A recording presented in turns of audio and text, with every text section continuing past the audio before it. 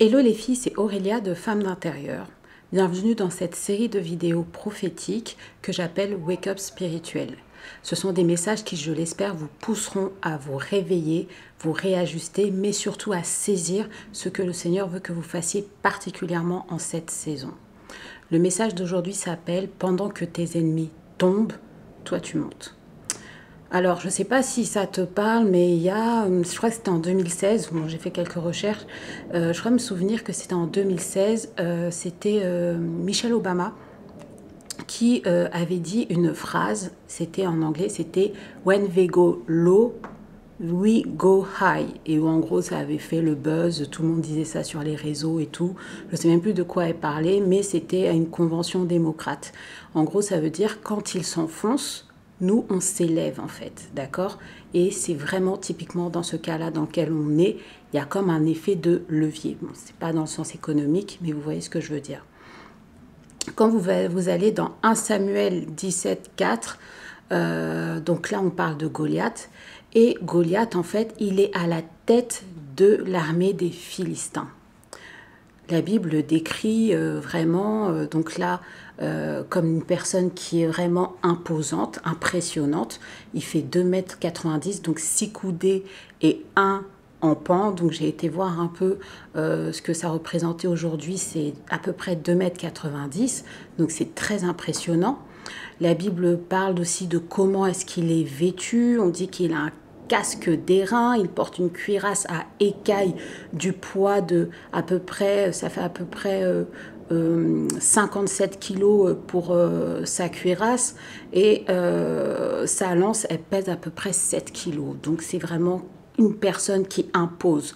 Quand on le voit, on se dit waouh, ok, là il y a quelqu'un en fait. Il avait aussi du coup une armure, un javelot, voilà, il avait vraiment pas mal de choses. Donc visuellement, on peut se dire que c'était une personne en fait qui n'est pas comme les autres, d'accord? Une personne qui sort du lot, voilà ce que je veux dire. Une personne qui attire et qui sort de l'eau.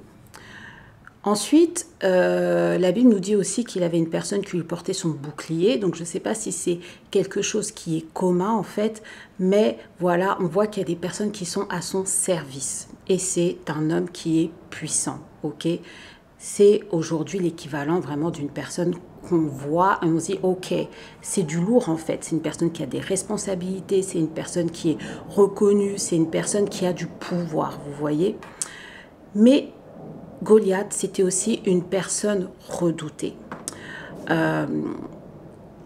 Goliath avait aussi une attitude de provocateur, une personne sûre de lui, une personne aussi qui se sentait invincible, vous le savez.